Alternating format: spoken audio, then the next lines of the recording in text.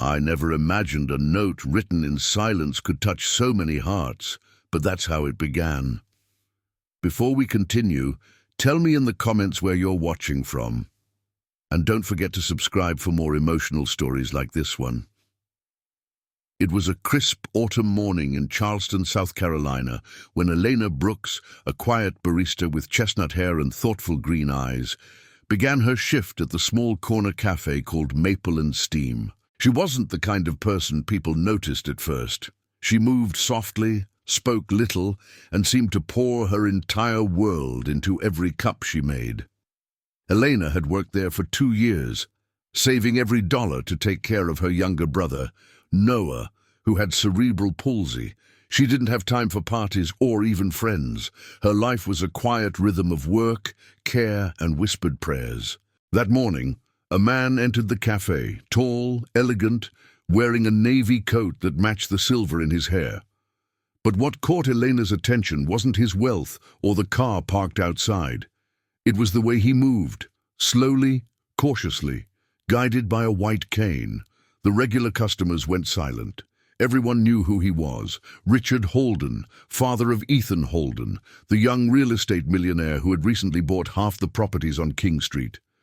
Richard had lost his sight years ago, but people said his heart was even sharper than his eyes once were. Elena watched as he found his way to the counter. His movements were careful, but there was dignity in each gesture. When she asked softly what he'd like, he smiled and said, "Surprise me. I want to taste something made with care." Without saying another word, Elena began to prepare his drink. Slow, deliberate movements, the kind she'd learned from caring for her brother. She frothed the milk until it whispered like the sea, poured it over the espresso and, before handing it to him, hesitated. Then she took a small napkin, pulled a braille slate from her apron, something she always carried to practice, and carefully punched a short message. "Thank you for choosing kindness over pity." She folded it beside the cup. When Richard's fingers brushed against the napkin, he paused. His blind eyes widened slightly as his fingertips traced the tiny raised dots. For a long moment, he said nothing, just smiled faintly, the kind of smile that carried years of buried emotion. "Who wrote this?" he asked softly. "I did," Eleanor said. The cafe fell into complete silence. A couple at the corner exchanged glances. Richard tilted his head toward the direction of her voice, and for the first time that day, his voice trembled. "You know braille?" She nodded, though he couldn't see it. "I'm learning. My brother is partially blind. I thought it might help me understand his world better." Something unspoken hung between them, respect, curiosity, and something deeper neither could name yet. As Richard left, he turned to her and said quietly, "You made my morning, young lady." What no one noticed was the man who had just stepped out of a sleek black SUV across the street, Ethan Holden himself, watching his father smile for the first time in months. He had come to pick him up, but what he saw through the cafe window stopped him cold. A humble barista had done what money couldn't. She had touched his father's heart. And from that day on, Ethan couldn't get her face or her quiet note out of his mind. But what would happen next would leave everyone speechless. A humble barista had done what money couldn't. She had touched his father's heart. And from that day on, Ethan couldn't get her face or her quiet note out of his mind. Charleston wore late afternoon like a soft shawl when Ethan returned to Maple and Steam the next day. He left the SUV a block away so it wouldn't scream his last name, slid his hands into the pockets of a worn bomber jacket, and stepped into the hum of milk steaming and low conversation. He expected to see curiosity, maybe greed, on the faces that recognized him. What he didn't expect was the way Elena moved through the space with the calm of someone who never once measured her value by who walked through the door. She didn't notice him at first. Her attention was fixed on the tiny measuring scale. The rhythm of tamping, the angles of the portafilter, precision had taught her mercy. When you cared for a brother who could not tie his own shoes some days, you learned that details saved a life, or at least a morning. When she finally looked up, her eyes widened with a quick flicker of recognition, not of his fame, but of yesterday's moment. "Your father?" she asked, softly. "He's at home," Ethan said, clearing his throat. "He's still talking about your note." A smile touched her mouth, small and real. "I'm glad he liked it." He should have said thank you and left. But the memory of his father's fingertips tracing the dots held him there. "I was wondering if you'd consider—" He stopped, catching himself. He didn't want to come in like a storm of money and favors. "My company is renovating a string of storefronts on King Street. I want to make them more accessible, for real, not just to check a box. Would you help consult? With your perspective?" Her eyebrows lifted slightly. "I'm a barista. And I'm a son who realized yesterday that I've been missing half the city under my nose." He took a breath. "You see details I don't—" Before she could answer, Tessa, the other barista on shift, a tidy ponytail and a glance like a quick scan, leaned over. "Elena, you okay? Need me to take this order?" She eyed Ethan, the jacket failing to disguise who he was. Money had a way of leaving a sheen, no matter how muted the fabric. Elena shook her head. "I've got it, Tess." Tessa's smile tightened as she stepped away, but not without one last look, curious, then calculating. The cafe had rules, even unspoken. Wealth created a gravity, and people either orbited it or tried to break free. Ethan lowered his voice. "No pressure. I can come back another day." "You came back today," she said, "not as a challenge, but as an observation. That means something." He nodded, then looked at the tiny braille slate peeking from her apron. "You carry that with you?" "Every day," she said. "I practice on my breaks.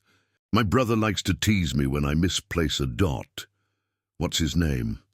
"Noah. He's 17. He likes astronomy and spicy chips and pretending nothing scares him." A shadow crossed her face and passed. "Lately, his world's been getting smaller. I want to make it bigger again." Ethan swallowed. "I understand." He didn't say how his father used to hike Sullivan's Island with him, or how blindness had shrunk those paths to memory. He didn't say how success had dried into a schedule and left him thirsty for something honest. Behind them, the door chimed. Richard Holden stepped in, tapping his cane with that measured dignity. Someone must have dropped him off. Ethan's heart lurched. "Dad?" Richard smiled toward the familiar scent of roasted beans. "I wanted another cup," he said, turning to the cadence of Elena's quiet breathing as if it were a lighthouse.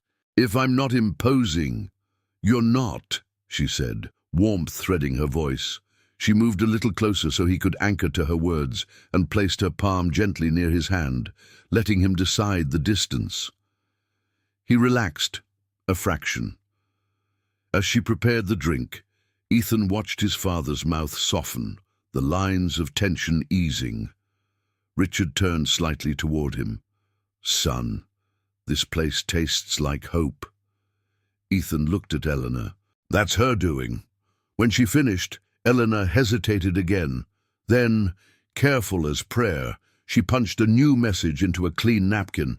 "I can make your usual in 6 steps. Would you like to learn the dance?" She slid it to Richard's fingertips. He read it with his hands, and a breathy laugh escaped him, fragile but alive. "Teach me," he said. What followed wasn't performance.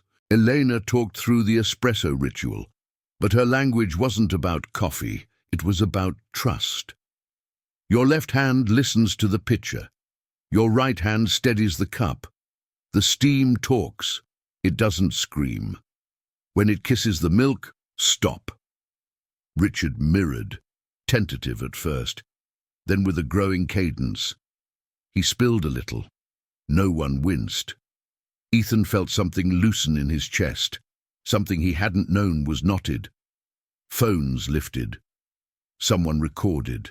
Tessa's glance sharpened, calculating again, but this time with an idea purring behind her eyes. In the corner, a blogger who chronicled Charleston's cafe culture whispered to her friend, "That's Holden. This is going to blow up." When Richard tasted the result, he set the cup down, his thumb trembling. "I made this," he whispered. "You did," Elena said. "You listened. It should have been nothing more than a tender moment. But tenderness in public collects spectators, and spectators bring stories. By evening, a clipped video, 15 seconds, a blind man behind a counter, a young woman guiding his hands, was already circulating. The caption was kind but careless. "Quiet barista gives billionaire a charity lesson. Heartwarming." Ethan saw it after dinner and felt heat crawl into his jaw. Charity. The word curdled what had been sacred. He drove back to the cafe even though it was closed, and found Elena wiping the last table, the lights low, the street outside a soft ribbon of lamps. "I'm sorry," he said before the door had fully shut behind him. "This shouldn't have become a spectacle." "It was always going to be one," she said gently. "Not because of me, because of your name." She set the cloth down and met his eyes. "I can handle it. I don't want you to have to. You don't control everything." A small smile. "Though I suspect you're used to trying." He let out a breath. "Guilty?" Silence stretched, but not unkindly. Outside, the air smelled like marsh and distant rain.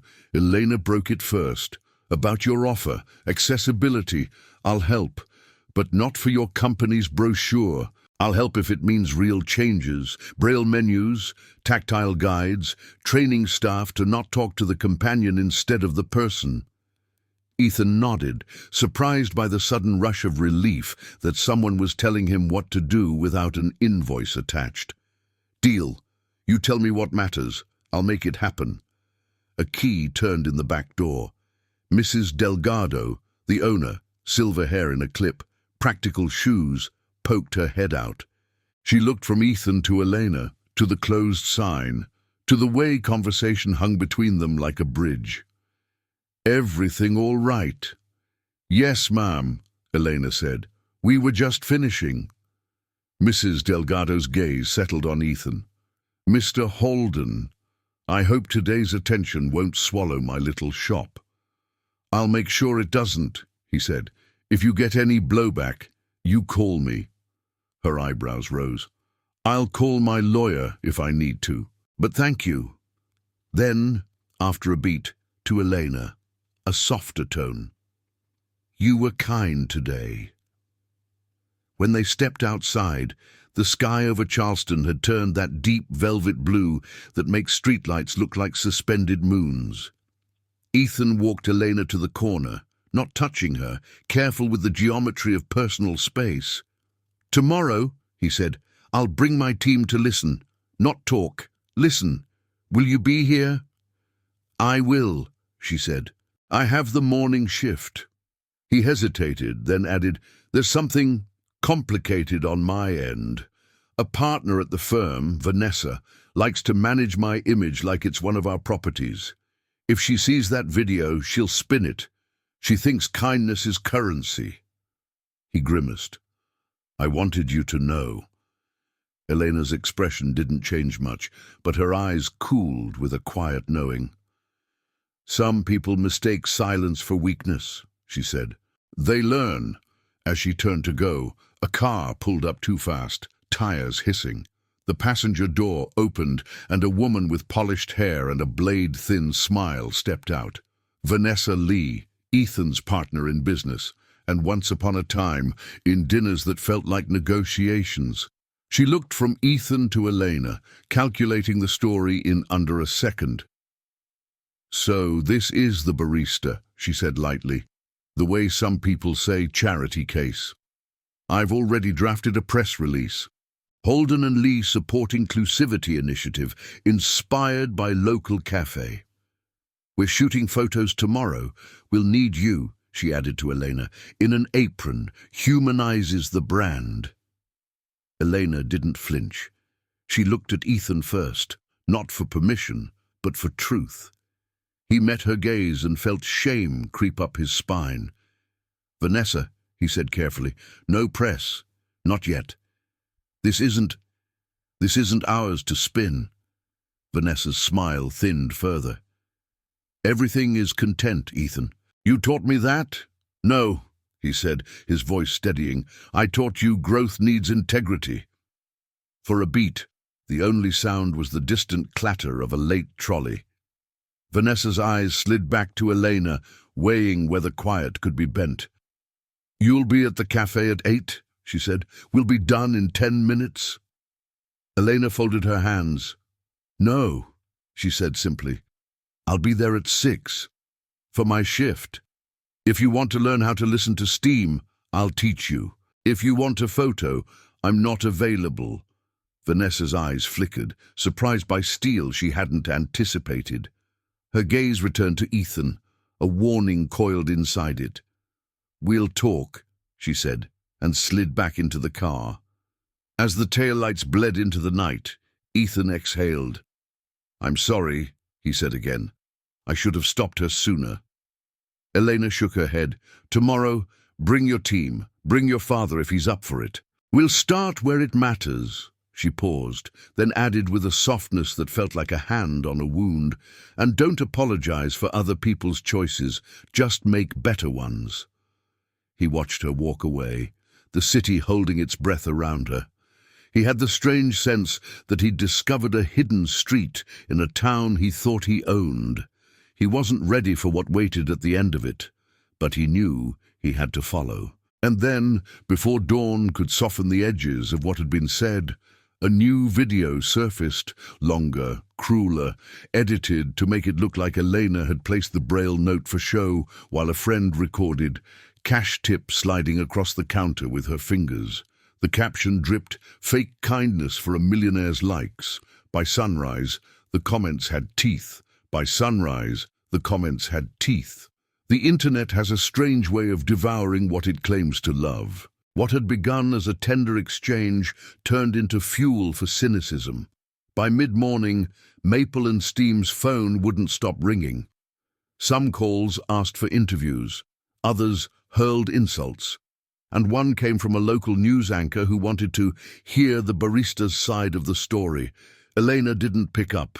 She simply kept working, pouring, steaming, wiping, repeating the rhythm of survival. But her hands trembled when she reached for the milk pitcher. "Hey," Tessa whispered, watching her from the other side of the counter.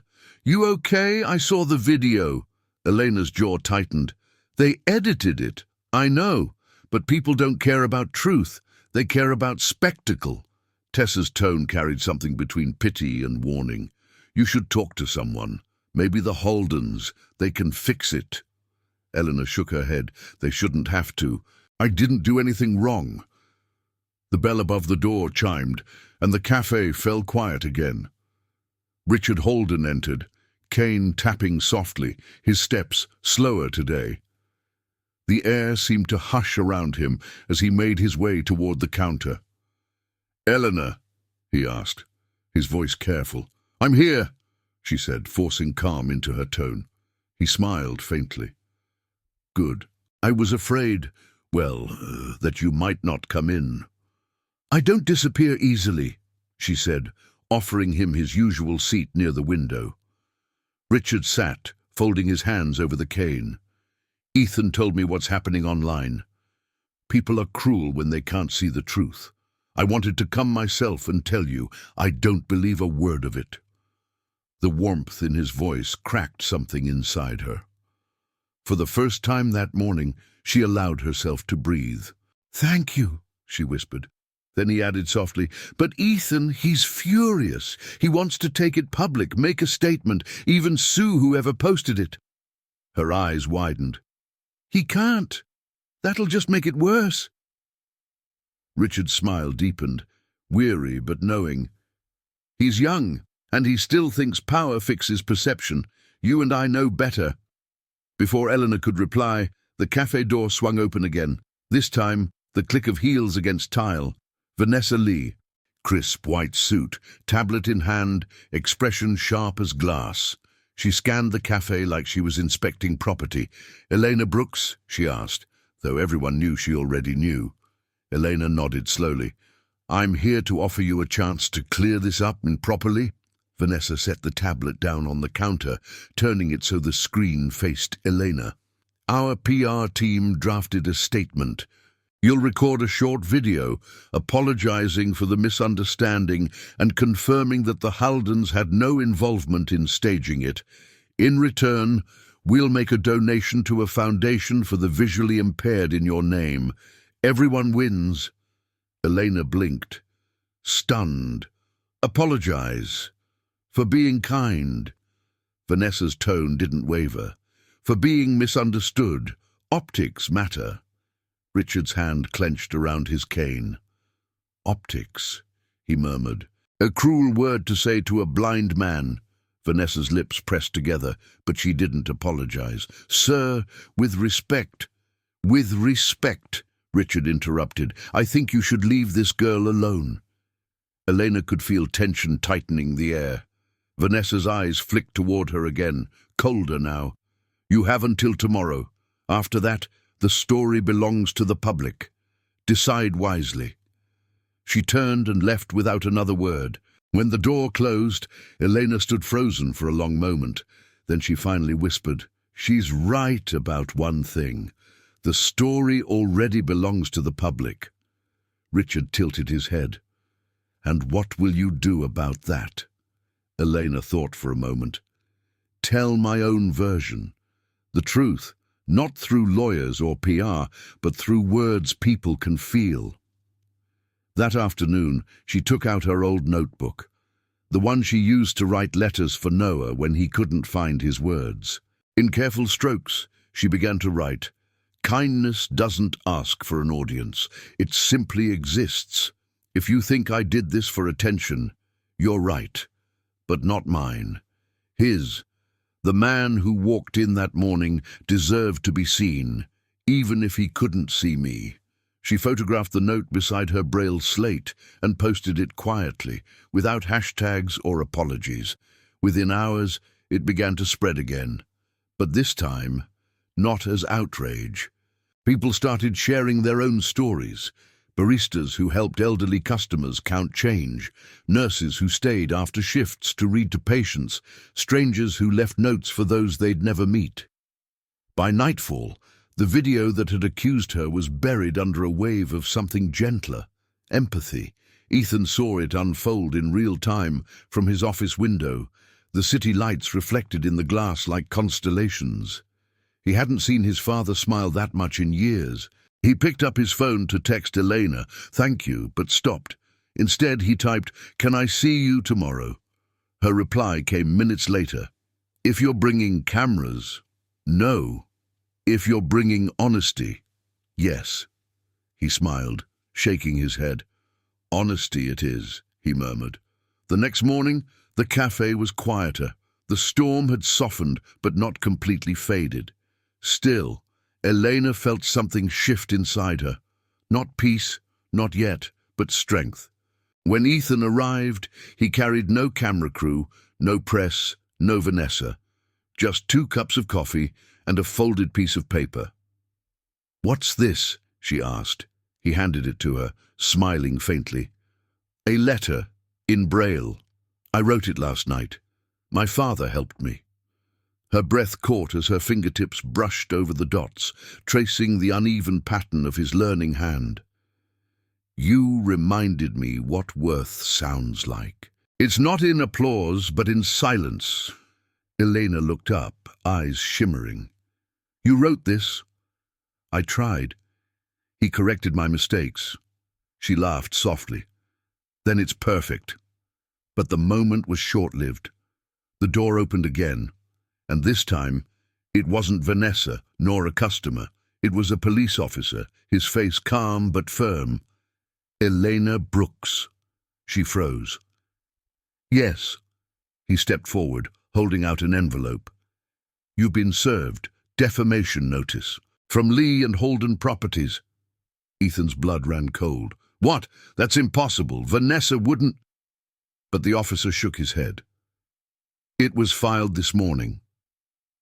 The cafe went still.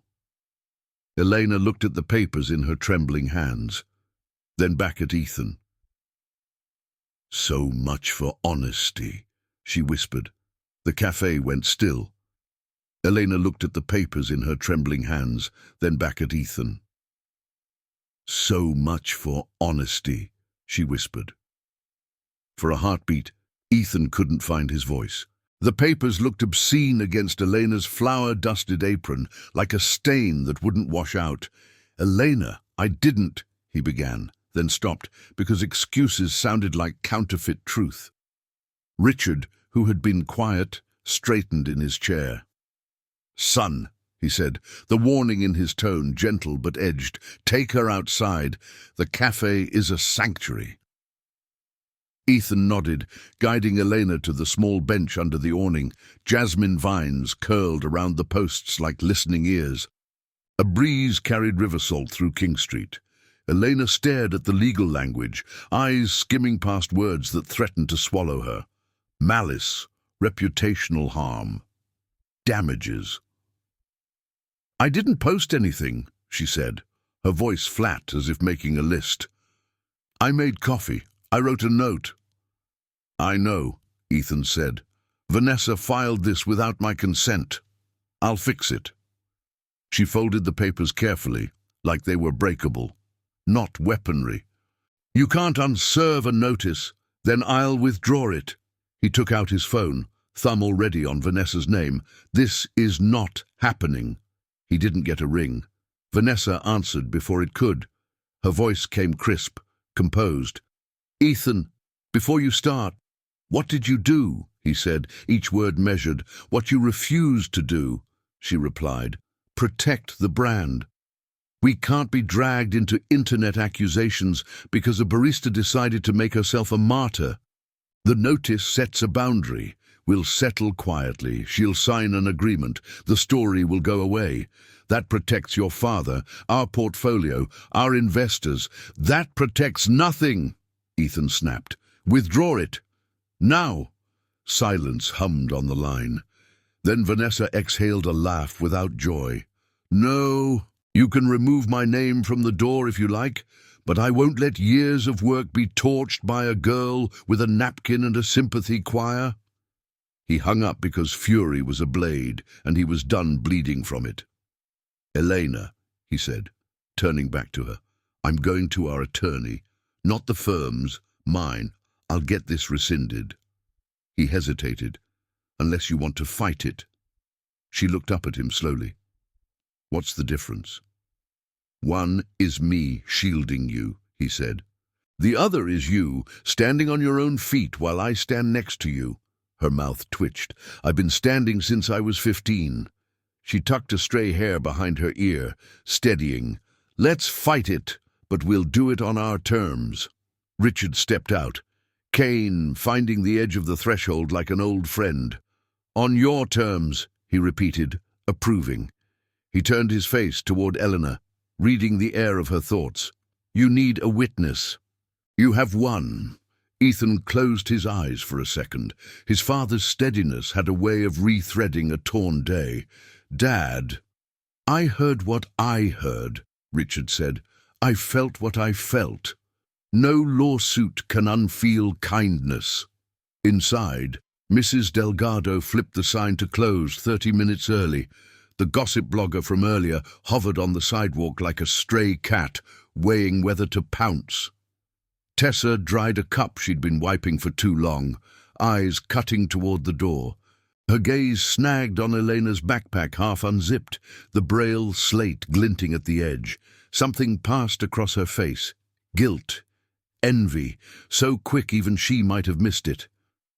By noon, a small crowd gathered, curious citizens orbiting the gravity of scandal.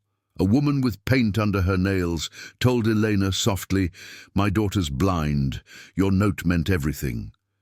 A retired Marine with a service dog nodded, saying nothing, which somehow said more. The police car that had delivered the notice became a memory, swallowed by voices.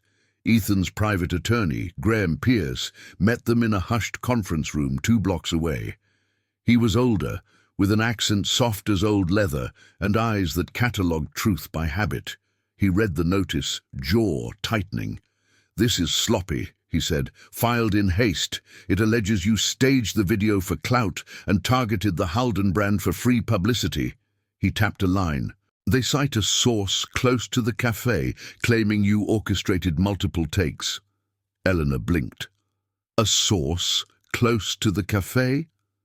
Graham slid a scanned attachment across the table, a time-stamped text thread between a gossip account and an unnamed contact saved as T. The messages: "I can get you angles. She keeps a braille slate in her apron. Looks good on camera." A later one: "Tip jar was full after the old man left. Want that on video." The letters on the page wobbled. Elena steadied them with breath. T. There were 2 candidates, Tessa or the blogger, Trevor, who sometimes loitered with a latte, but Trevor didn't work there. He wasn't close. Tessa. Elena looked away before her face could tell on her heart. "We can subpoena the account records," Graham said, "and we file an anti-slap motion today." He glanced at Ethan. "You were unaware this was filed?" "I was," Ethan said. "I want it gone, and I want whoever did this held accountable." Graham nodded. "Then we start by stepping into the light before Vanessa drags you there. A statement, simple, factual, humane." Elena bristled, remembering Vanessa's tablet. "I won't apologize for something I didn't do." "No apology," Graham said, "just truth. And we attach an affidavit from Mr. Holden Sr." He turned to Richard. "If you're willing." Richard smiled. "I already gave my word. You can have my hand on paper." They left the office into sunlight that felt a shade kinder. On the sidewalk, a dark sedan idled. Vanessa stepped out, sunglasses like a shield. She ignored Graham, aimed her words at Ethan. "Think carefully," she said. "You're choosing a barista over a company, over me." "I'm choosing right over easy," he said. Vanessa's lips barely moved. "Then don't say I didn't warn you." She pivoted to Elena, voice dipping with faux sympathy. "You don't know how this world works." Elena's reply was calm, almost tender. "I know how a cup is held when hands shake. That's the world I serve." Something like annoyance cracked Vanessa's composure. She slipped back into the car, door thudding shut like a verdict deferred. Late afternoon bled into the cafe windows in amber bands as they returned to maple and steam. Mrs. Delgado had baked lemon bars and placed them on the counter like a benediction. Noah sat at a corner table, Elena's teenage brother, slight but stubborn, eyes bright behind thick lenses. Elena froze. "Noah, you should be in school." He grinned, unrepentant. "Half day, robotics." Then, softer. "I saw the video, the bad one. You okay?" She crouched, tucking a curl behind his ear. "I will be." She kissed his knuckles where scar tissue from an old surgery faintly ridged. "Guess who learned Braille last night?" Noah turned to Ethan with mock suspicion. "Rich guy."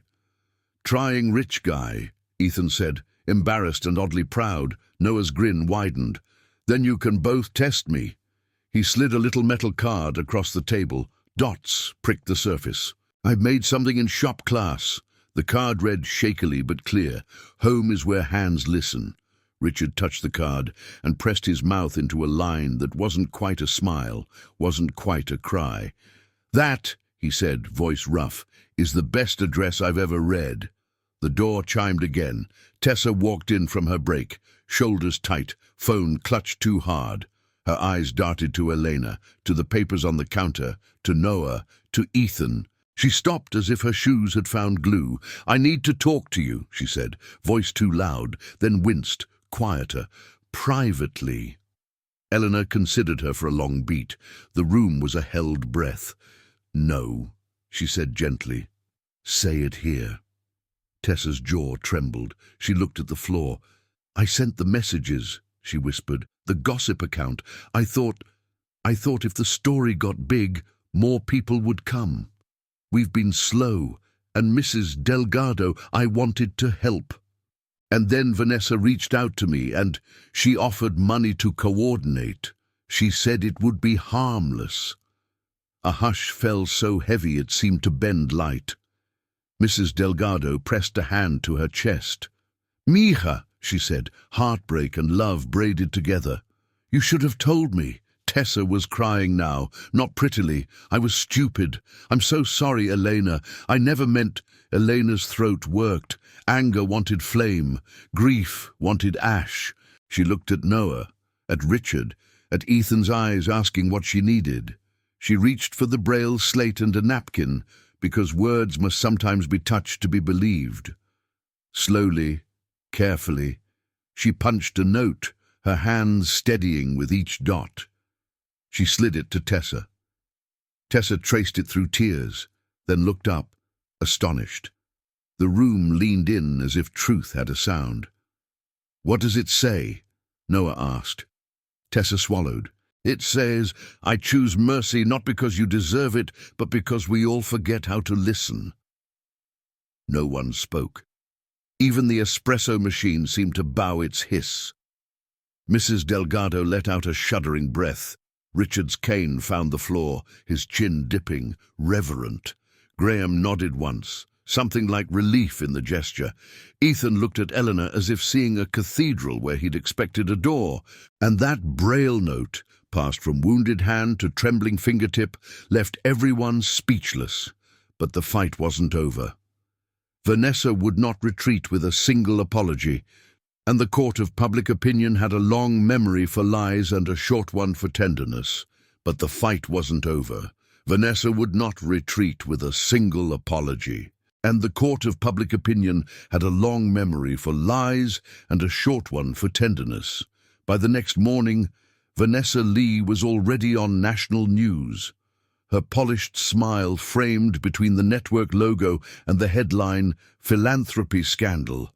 Barista manipulates millionaire family." She spoke smoothly, as though rehearsed. "We've taken steps to protect our reputation," she said, her tone oiled with false sympathy. "The Holdens and I value inclusivity, but we must also value integrity. We were misled." Clips of Elena and Richard at the cafe played in slow motion beside her words, cropped, muted, distorted. Ethan watched from the edge of his father's kitchen counter, coffee cooling untouched beside him. "She's still using our name," he muttered. Richard sat across from him, listening. "She's not using your name, son. She's using your silence." That landed like a truth Ethan hadn't wanted to admit. He stood abruptly. "Then it's time I speak." 2 hours later, the Holden family office released a simple, unpolished video. No branding, no lighting.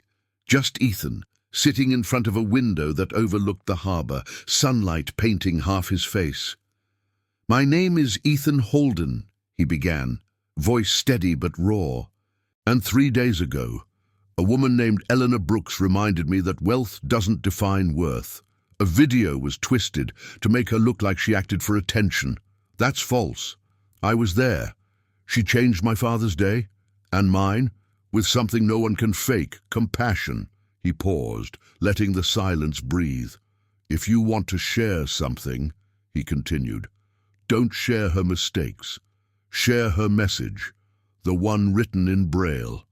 It said, 'Thank you for choosing kindness over pity. I think the world could use more of that.'"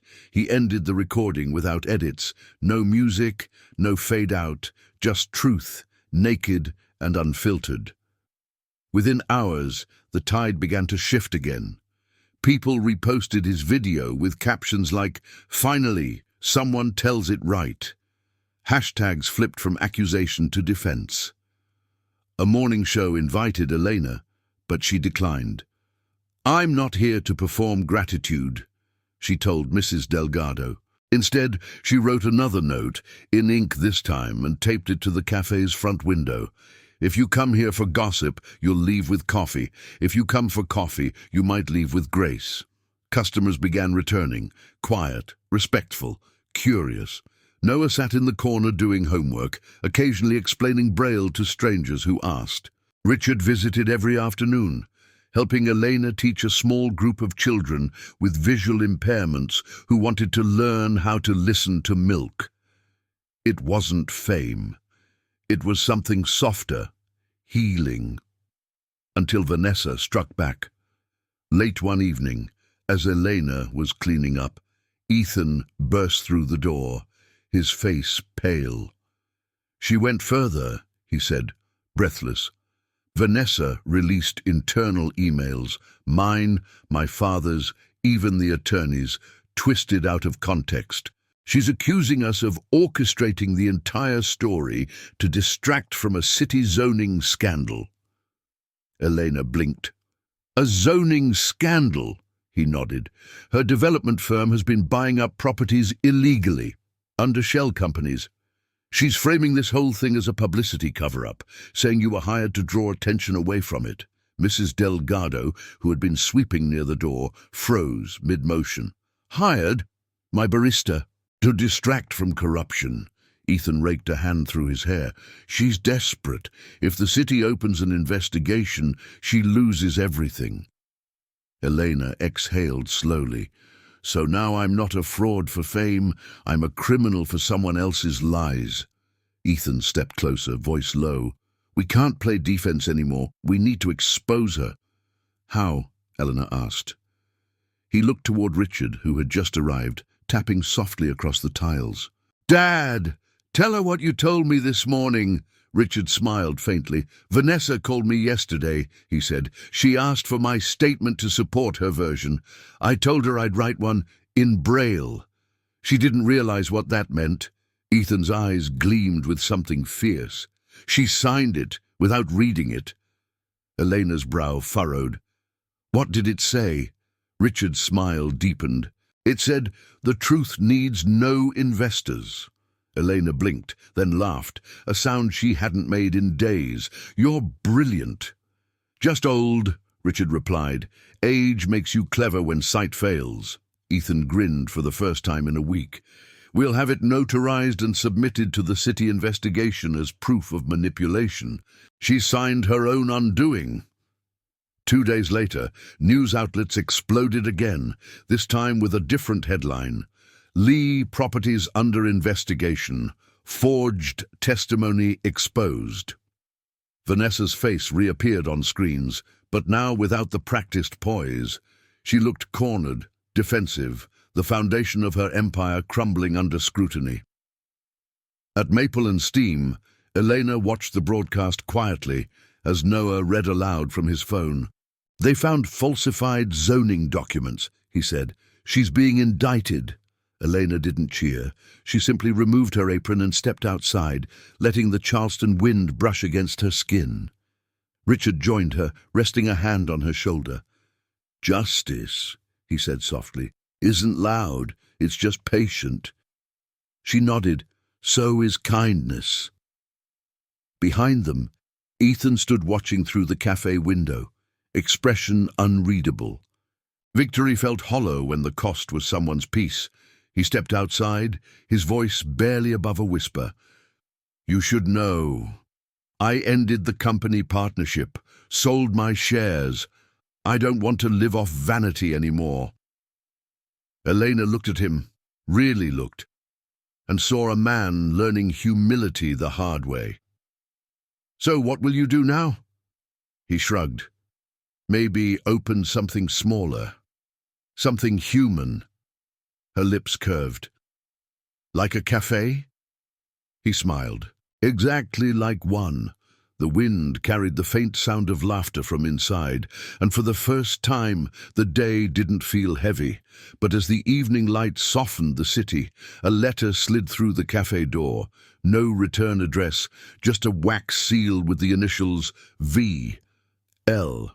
Elena picked it up slowly, unease prickling through her chest. Inside, in sharp, deliberate handwriting, were 6 words that chilled her blood.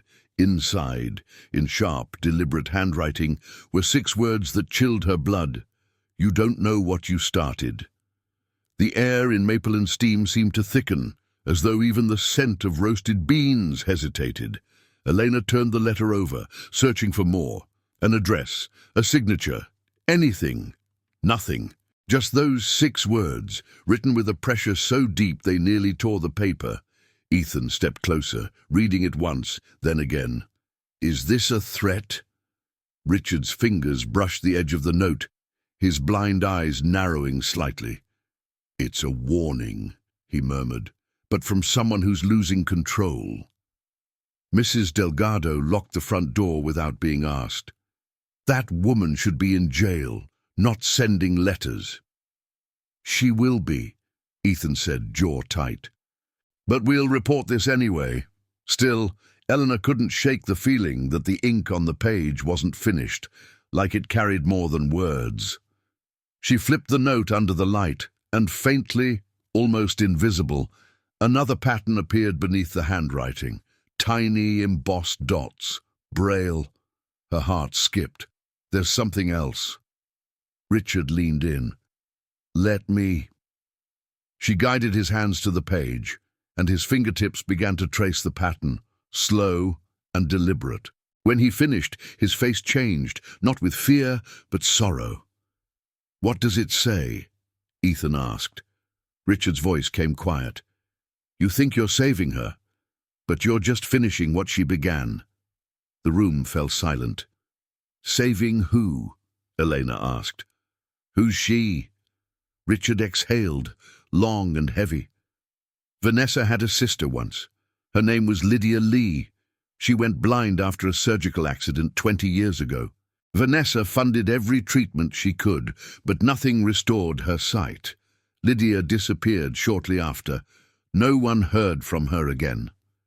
Elena felt a chill crawl down her arms. And you think she's still alive? Richard nodded slowly. Or someone wants us to believe she is. That night, sleep refused to come. The letter's words replayed in Elena's mind, each one louder than the last. She sat at her small kitchen table, the glow from the streetlights catching the curve of her braille slate. Noah was asleep in the next room, breathing softly. The world outside was quiet.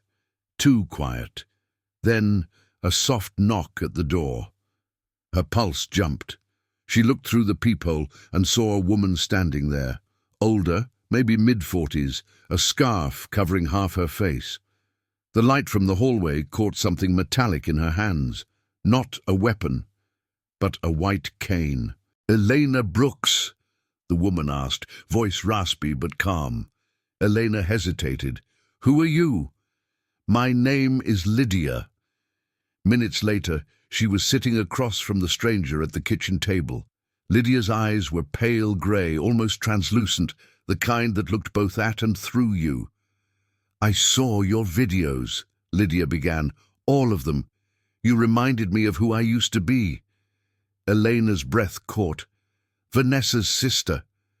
Lydia nodded. Yes. She doesn't know I'm alive. I left when I realized she wasn't helping me. She was using me. Every charity she founded was a tax haven.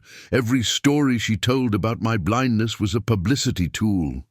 She paused, fingers tracing the edge of the table. But lately, she's been desperate. The investigation threatens to expose not just her corruption, but the people funding her.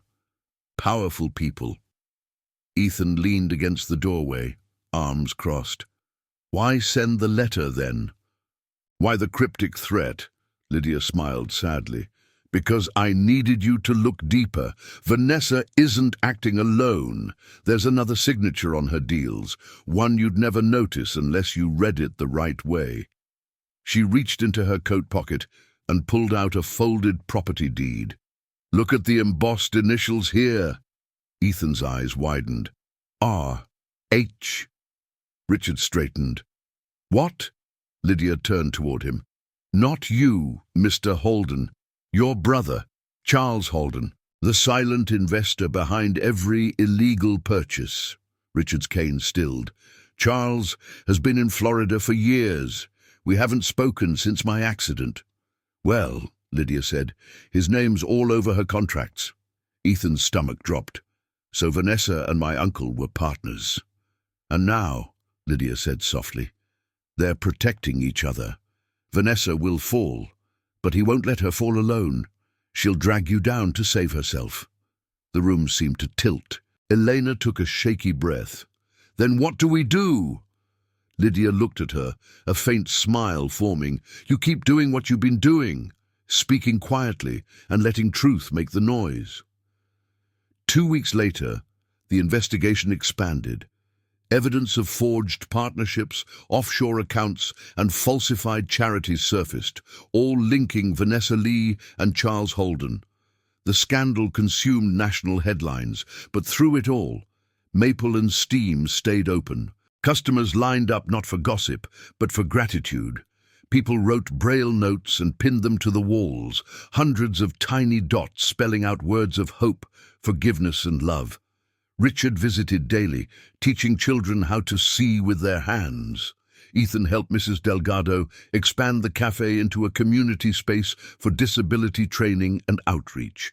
And Elena, quiet, resilient Elena, became its heartbeat. One evening, as the sun dipped behind the harbour, Ethan placed a small box on the counter. Inside was a braille engraving that read, "Where kindness began." Elena smiled, tears warming her eyes.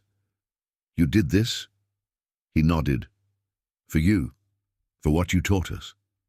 She traced the words slowly, then looked up at him. "And what did you learn?" He smiled faintly. "That silence can be louder than applause if it speaks truth." Outside, the wind carried the scent of roasted beans and jasmine through the open door. Lydia, sitting near the window with her white cane, lifted her face toward the fading light and whispered, "She'd be proud of you, Vanessa, if only you'd learned to listen." The city exhaled. Peace, fragile, earned, imperfect, settled like dust over Charleston. And the story that began with a braille note ended the same way, in quietness and grace. Thank you for watching. Subscribe, turn on the bell, and tell me if you like this story.